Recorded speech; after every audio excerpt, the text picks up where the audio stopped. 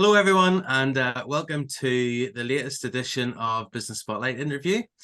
Today, I am thrilled to be joined by Hannah Bryans, Director and Co-founder of Part3 Digital. Hi, Hannah. How are you today? I'm good, thank you. How are you? Good. I'm very well, even though it's a very damp and windy day here in the It is north. indeed. Yep. So, look, Hannah, why don't you share with us who you are, what you do, and how long you've been doing it for? Yeah, of course. So yes, I'm Hannah Bryans. So I am the co-founder and director of Part3 Digital. We have been in existence for just about 3 years now. We're 3 years in September. But I've been working in the digital marketing space for about 9 years now. That's changed a lot along the ways. Like I did start more in like digital communications and PR, and then finding my niche in social media marketing and SEO. And our agency, Part3 Digital, we sort of specialize in social media and search marketing. So social media being everything from content creation, copywriting, scheduling, social media advertising, and influencer marketing. And then search more looking at Google Ads and SEO. Very good. So who is your ideal customer then? Because everybody seems to be wanting to be on social media or have a presence online or be able to work with all this data and analytics that's going on Sure. today. For an older fella like me, it's a bit of a learning curve, but for you young folks, it's obviously the way life is now. So who'd Yeah, be your ideal customer? funny you say that, but even about being, like me being younger, because I still feel like I'm so young in terms of, yeah, I'm still really up to date with what's happening. And I like to think I am, but I need to keep up to date. It's definitely the younger people in our team who are coming through that are living and breathing some of the new social media channels. So it's really nice having a mix and like to understand, that you're definitely having to aim towards lots of different people. In terms of our target customer, like predominantly we work with people in the like companies in the hospitality, like food, drinks brands, and some e-commerce brands. But we also have really brilliant relationships with some of our clients in a B2B space as well. So I think, if anything that COVID has taught us, slash even the last, 10 years, is that everyone does need to be like doing digital marketing in some capacity. And I think it's just an understanding, our ideal customer is someone who is going to value digital marketing, which people generally are a lot more now. I feel like whenever I started out, it was a harder sell. There was still an attitude of, oh, is it just clicks, or, you're just reaching people. But I think as we've been able to get the metrics to work harder for us, to be able to say, well, this ad actually led to so many people seeing this who then purchased or took action, or seeing sales figures for drinks brands, in Northern Ireland go up based off when activity began. We're able to make better decisions based on like what digital marketing tactics work.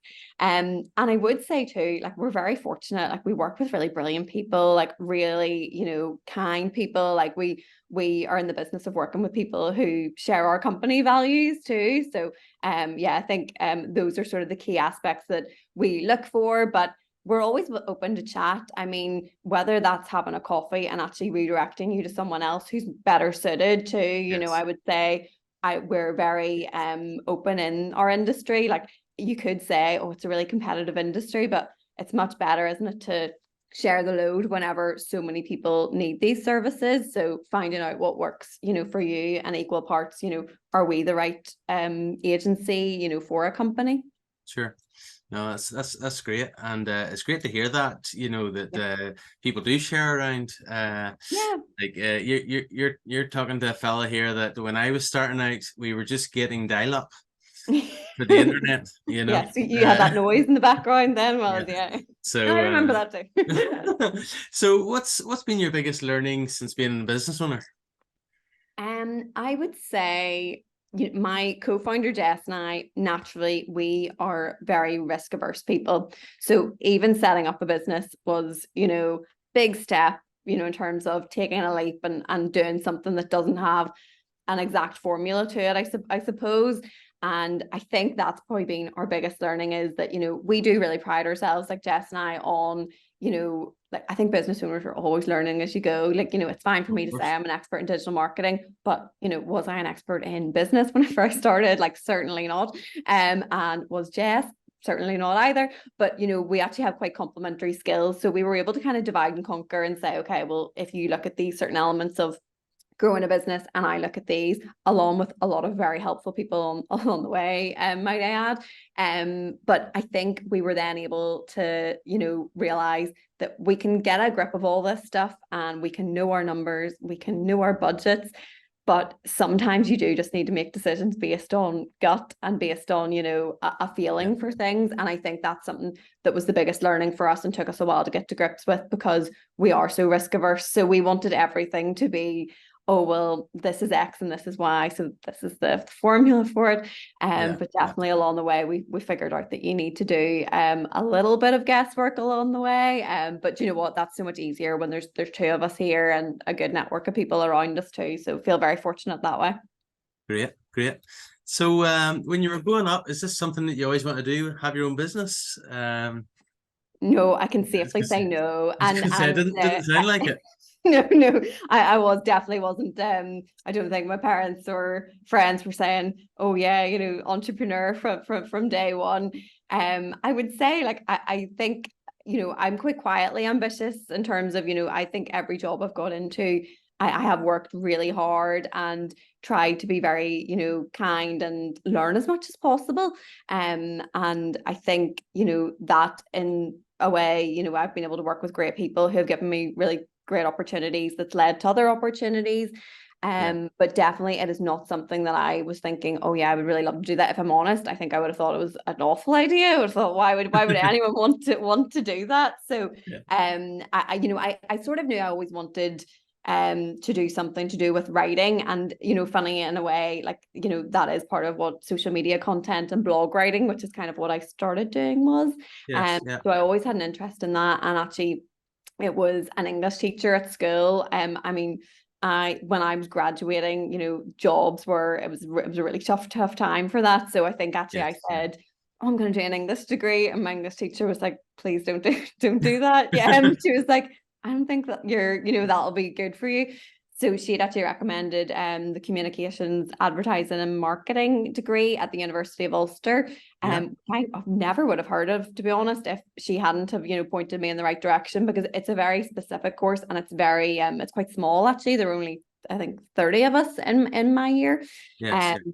but it was fantastic. And, you know, they put a big focus on, you know, real learning. So we had lots of people come in from agencies and different companies, and your placement year was mandatory as well. So you had to work. So Great. like, as much as I sort of was already working in lots of different jobs in terms of like retail and like doing a bit of social media on the side, it was really helpful, because whenever I got into my first sort of marketing role, I was just like, yeah, this is exactly what I want to be doing. So I sort of Yeah. knew from there that's what I wanted to progress with. But yeah, I definitely didn't have dreams when I was very little of owning my own business.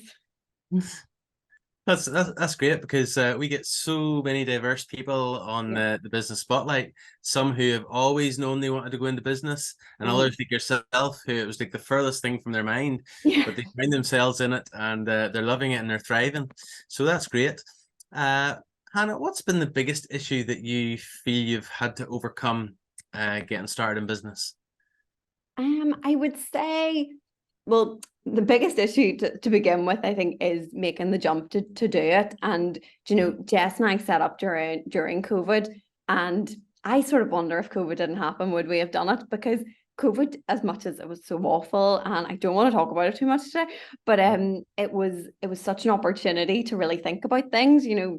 Sure. Like, I was like living by myself in my apartment in Belfast, and I had a great time. Like, I have to say, like, I really enjoyed that. And it was lovely, peace and quiet. But I really like got to, you know, having these sort of conversations. And then Jess and I actually were able to then start meeting up for walks outside, and we Yes. Yeah. started to do hikes, and we were kind of just chatting about things. And I really think that during that time, like, it made me so reflective. And I sort of thought, you know what, we've been through such a crap, couple of years. Like, why not? Why not do something different? And I think as much as, I never saw myself as a business owner, I did, or someone who would really take too many risks. I do love, getting excited about something and like taking on a new challenge. So I think that was like really exciting for us and like kind of pushed us towards it. So I'd say that would be the first challenge. And then ongoing, I would say it's more, balance really. And I think that's so true for like not even just in business owners, like anyone in, quite high pressure jobs, like agency life, we try to really mitigate against, long hours and overworking, and we really try to get that for our team. But sometimes actually, because you're trying to avoid that for your team so much, you can kind of take on quite a lot yourself. Sure. So I would say, that was something definitely the first year, and the first year or two you're buzzing on adrenaline. So, you're just, yeah, this is Yeah. brilliant, like this is great. You're signing new clients, you're seeing it all come together. And you're doing lots of marketing yourself. So I think you kind of are completely rolling on that. Yes. And then you're just like, oh goodness, you need to take a step back and you need a wee bit of time. And definitely I sort of thought, well, why do you even need to take time off? Surely you can just keep going. So, but you know what, again, like it's very good having a partner in that, because Jess will say to me when she's like, I think you should take some time off. And, I'll say the same to her. Yeah. And Yeah. knowing that someone else can take care of the business when you're off is so invaluable. Like, I do really feel for anyone who is doing it on their own, who, does have that like connection when they're on holiday of, is everything going okay out there? So Yes. Yeah. Yeah. I would say, yeah, balance and knowing when you need to take a break, and, probably a bit of delegation too, like is always a bit tricky at the beginning. But as the team's grown here, I think we've been able to get a bit better at that. Good. Good. So, what sort of size is your team now? So we are 7 at the minute. So yeah, that's been us Excellent. since about March time. And it's really nice. It's lovely. It makes such a difference in here. We kind of went from 3 to 4 to 7 very, very quickly. Yeah. And it's amazing. It's like such a good office environment. Like that's something Jess and I always wanted to like cultivate, was like a place where people really wanted to come to work. So we do like 3 days in the office here and 2 days at home. It's so nice for balance for us in terms of like getting that time that you might need, that you're spending traveling here. Yeah. But the Yeah. time in the office is invaluable too. It's just a team to Yeah. bond, and like I do feel like, I learned so much from just being in the office with people as well, like whenever Yeah. I Yeah. was a junior. So I definitely think it's so important that like they hear, your conversations and how, you chat to clients and like learn from that as well too. So I think it's a really key part to have to be in the office and those 3 days. Superb. So, who inspires you today in business? Um, I suppose I'll do a shameless plug here for my husband, because he is a business owner too. So Very good. his family run a private clinic in the Clawdon. And do you know what? He is more laid back than me, which I'm sure like seems impossible, because I say I'm a pretty relaxed person. But he really goes above and beyond for like the patients that come through there. And like there's nothing, he might be a little bit panicked, but he never lets it show, and it's always just above and beyond like service in terms of that. And I Yeah. just think, well, that's amazing. Sometimes I can find, like, I would say I'm naturally a problem solver, but sometimes when you're not in the mood too, and you do just have a, oh, stuck, like, this is awful that I've got this problem to solve. Whereas I never get that attitude from him. It's always, like, you just as in, oh, there's something that's happening here and I'm going to be able to solve it. And I think that's really, really amazing. And in terms of like, I suppose our circles in terms of like social and digital marketing, Yes. Yeah. Era Digital are a digital agency based in Milton Keynes. And their founder actually has just come on recently as a business consultant for us. And it's just been nice just to have someone to sound off from a digital marketing perspective, just to Yeah. say, we're having this issue, or this is going well for us now, how can we amplify it? And that's been really helpful. And we kind of chose them because we really admired the culture that they'd built within their team. Like the work they're producing is also amazing and something that we really look up to. But it was definitely more that they've put such an emphasis on culture and they really create like tailored plans, like career paths for each individual in the business, which is something that we have tried to replicate, because again, to, you know, growing like up in digital marketing, really, it was quite tricky to know, you know, the different levels or stages that you could get to. So like we have tried to make that really clear for everyone in here, but that's definitely been based off Era Digital's model of, you know, this is your pathway, and, you know, you can either go down one route or another, and being very clear with people too on like what it would take to get them to the next level as well, so that that's very clear. Because I think with anything, when it's a sector that's kind of ever changing, that can be really hard to map out for someone, you know, in it as well. So so those are a few people then that like I would sort of admire business and more digital marketing specifically. Excellent, excellent. So do you have any sort of favorite books or podcasts that you go to for motivation and things like that there? Well, I would say, being in the digital marketing world now, I'm on LinkedIn a lot for my like easy digestible information. And you know, sometimes my podcasts and books I like to go to for like release and relax instead of the motivation. But I would say on LinkedIn, like there's some people like just in Northern Ireland, even in the digital marketing space, that I'm so like such big fans of, like Gil David being one of them in terms of advertising. Like he is just amazing, and he's so frequent with his posts. Like it could be, you know, getting updates every day. And Barry Adams in terms of SEO, he is just a powerhouse in terms of information there. Simon Harper for email marketing. And yeah, I suppose across the water too, Kirsty Hulse would be kind of my main one that I would follow on LinkedIn. She would do a lot. She used to run her own agency too, but she does a lot on like confidence and training, which is really key thing for especially in our role of like being managers and developing team members too. So there's a lot on that. So yeah, those are some that I would, you know, always be excited to see their updates. But yeah, I definitely tend to head there for inspiration. I have had a copy of Atomic Habits on my bookshelf for the past 3 years, that is gathering dust. But I will get to it someday. I believe it's life-changing for a lot of people. But I think I brought it on holiday once, and it's not a holiday read, is it? So yeah, I need to give that time another time. Yeah, very good, very good. That's great sharing, and I'm sure everybody that watches here, certainly in the local community, will be aware of those people that you've mentioned. So really interesting. So what does the future look like for Hannah and for Part 3 Digital? So the future, looking good at the minute, ahead of coming up to turning 3.